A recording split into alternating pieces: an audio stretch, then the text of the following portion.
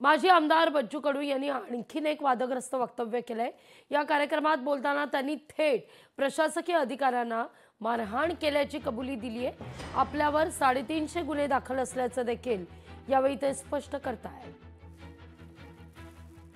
एक तर तो अन्याय सहन करा, आम्हाला सांगून द्या, बच्चू काही बोलू नका, आम्ही सगळे काढूची अवलाद झालोय, आमच्यात धम्मक राहिली नाही, आमचं रक्त आटलेलं आहे ना, आम्ही छत्रपतीची अवलाद आहे ना, बाबासाहेबांची आहे ना, महात्मा फुल्यांची अवलाद आहे। एकदा सांगून तरी द्या, काय होणार आहे गुन्हे दाखल झाले तर? ह्या पठ्ठ्यावर 350 गुन्हे दाखल आहे, 4 केसेस मध्ये 4 वर्षाचे, किमान आतापर्यंत 4 कलेक्टर आडवे केले, 3 सचिव मंत्रालयात ठोकले। काय फरक पडलाय आणि ठरून पण काय पडणार आहे?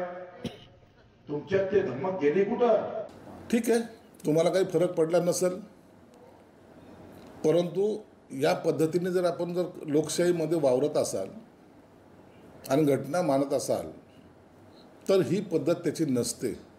एखाद्या वेळेला भावनिक होऊन किंवा एखाद्या प्रसंगाला आपण एखादे कृत्य होतं, घडत नाही अशातला भाग नाही। आमच्यावरही 353चे अनेक गुन्हे दाखल झाले होते, परंतु याचा अर्थ असा दरवेळेला त्या शस्त्राचा वापर करणं हे योग्य नाही आहे, एवढं त्यांना मी सल्ला देईन। लोकशाही मराठी ऐका, पहा, जागरूक रहा।